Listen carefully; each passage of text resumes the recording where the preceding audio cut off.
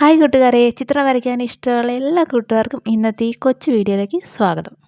ഇന്ന് നമുക്ക് ക്യൂട്ടായിട്ടുള്ള ഒരു അനിമി വരയ്ക്കാം. എല്ലാവരും റെഡിയല്ലേ? അപ്പോൾ പേപ്പറും പെൻസിലും എടുത്തോ, ഇതുപോലൊരു വട്ടം വരച്ചോ, 2-3 വര അങ്ങോട്ടും ഇങ്ങോട്ടും ഒക്കെ ഇതേപോലെ അങ്ങ് വരച്ച് കൊടുത്തേക്കാം.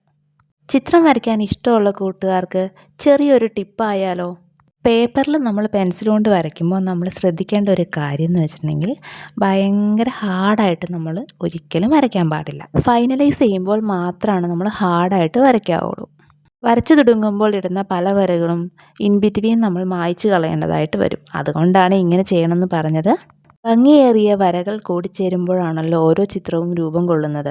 പെൻസിൽ നല്ല രീതിയിൽ കൈകാര്യം ചെയ്യാൻ അറിയാമെങ്കിൽ നമുക്കും നല്ല മനോഹരമായ ചിത്രങ്ങൾ ഇതുപോലെ വരച്ചെടുക്കാൻ പറ്റും. പെൻസിൽ ഉപയോഗിച്ചുള്ള കൈവഴക്കത്തിന് നമ്മൾ ചെയ്യേണ്ടത് പല രീതിയിലുള്ള വരകൾ നമ്മൾ പ്രാക്ടീസ് ചെയ്യുക എന്നതാണ്.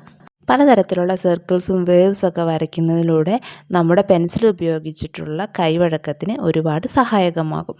ഇതൊക്കെ നമ്മൾ ചെയ്യുകയാണെങ്കിൽ, ഡെയിലി ബേസിസിൽ ചെയ്യുകയാണെങ്കിൽ നമുക്ക് തീർച്ചയായിട്ടും നല്ല രീതിയിലുള്ള പടങ്ങളൊക്കെ വരയ്ക്കാൻ സാധിക്കും. വരയും സർക്കിൾസൊക്കെ വരയ്ക്കാൻ മടിയുള്ള കൂട്ടുകാരാണെങ്കിൽ ഡെയിലി എന്തെങ്കിലുമൊക്കെ പിക്ചേഴ്സ് വരച്ചുകൊണ്ടേ ഇരിക്കുക. ആദ്യമൊക്കെ നമ്മൾ വരച്ച് തുടങ്ങുമ്പോൾ അത്ര പെർഫെക്റ്റ് ആയിട്ടൊന്നും വരില്ല. നമ്മൾ പക്ഷേ ഡെയിലി പ്രാക്ടീസ് ചെയ്യുകയാണെങ്കിൽ നമുക്ക് തീർച്ചയായും നമുക്ക് ഇതേപോലെയുള്ള നല്ല നല്ല പിക്ചേഴ്സൊക്കെ വരയ്ക്കാൻ സാധിക്കും. അപ്പോൾ പ്രാക്ടീസ് ചെയ്യുക കേട്ടോ. തളർന്നു പോകണ്ട. നമുക്കതിനോട് ഇഷ്ടമുണ്ടെങ്കിൽ തീർച്ചയായും നമ്മൾ ഇഷ്ടമുള്ള എല്ലാ കൂട്ടുകാർക്കും ഇതേപോലെ നല്ല നല്ല പിക്ചേഴ്സൊക്കെ വരച്ചെടുക്കാൻ സാധിക്കും. അപ്പോൾ എല്ലാവരും നല്ല രീതിയിൽ പ്രാക്ടീസ് ചെയ്തിട്ട് വരയ്ക്കുക കേട്ടോ. അപ്പോൾ ഇന്നത്തെ ഈ ഒരു അനിമി പിക്ചർ ഏകദേശം എല്ലാ കൂട്ടുകാർക്കും വരയ്ക്കാൻ പറ്റും. അപ്പോൾ എല്ലാവരും ഒന്ന് ട്രൈ ചെയ്ത് നോക്കുക. വളരെ ഈസിയാണ്. ശ്രമിച്ചാൽ എല്ലാ കൂട്ടുകാർക്കും വരയ്ക്കാൻ പറ്റും. അപ്പോൾ അടുത്ത വീഡിയോ ആയിട്ട് ഞാൻ വീണ്ടും വരാം. ഇഷ്ടപ്പെട്ടിട്ടുണ്ടെങ്കിൽ ലൈക്ക് ചെയ്യാൻ മറക്കല്ലേ.